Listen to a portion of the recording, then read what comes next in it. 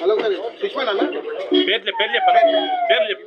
సుమలత, ఇంకా మోటె సుమలత, మా పట్నంలో మాధవి, పట్ల Madhavi vice chairman. Chairman.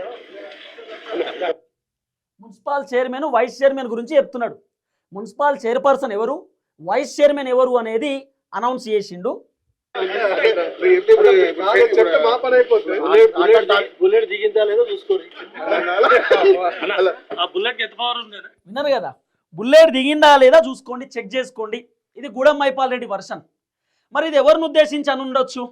Patan చెరువులో ఉన్నటువంటి కాంగ్రెస్ పార్టీకి సంబంధించినటువంటి లీడర్లను ఉద్దేశించి ఇట్లా మాట్లాడిండా, లేకపోతే పటాన్ చెరువులో ఉన్నటువంటి ఎవరైతే ఆయనకు వ్యతిరేకంగా ఉన్నటువంటి లీడర్లను ఉద్దేశించి అట్లన్నాడా, లేకపోతే ఏకంగా తెలంగాణ రాష్ట్ర ముఖ్యమంత్రి రేవంత్ రెడ్డిని కాంగ్రెస్ పార్టీకి సంబంధించిన ఎమ్మెల్యేలు, ఎంపీలు, మంత్రులను, ఎమ్మెల్సీలను ఉద్దేశించి ఏమైనా మాట్లాడిండా? ఎందుకు ఇట్లా మాట్లాడుండొచ్చు? ఇప్పుడు గూడెం మైపాల్ రెడ్డి అధికార పార్టీలోకి పోయిండు, నేను అధికార పార్టీలో లేను, బీఆర్ఎస్లోనే ఉన్నా అని చెప్పి మళ్ళీ మాట్లాడిండు. ఇప్పుడు అదే గూడెం మైపాల్ రెడ్డి లేదు బుల్లెట్ దిగిందా లేదా చెక్ చేసుకోండి అంటున్నాడు. సో మున్సిపల్ కార్పొరేషన్కి సంబంధించినటువంటి చైర్మన్ తర్వాత కో చైర్మన్ ఇద్దరిని కూడా ఆయనే కైవసం చేసుకున్నటువంటి పరిస్థితి. సో మున్సిపల్ చైర్పర్సన్ మా ఊళ్ళే అనేటటువంటి అంశాన్ని కూడా చెప్తున్నటువంటి సిచ్యువేషన్. సో రెండు మున్సిపాలిటీలు ఆయనే కైవసం చేసుకున్నటువంటి పరిస్థితి. ఒకటి కో చైర్మన్, తర్వాత మున్సిపల్ చైర్మన్ ఇద్దరు కూడా, తర్వాత 5 మున్సిపాలిటీలు పటాన్ చెరువు కైవస్యమైంది.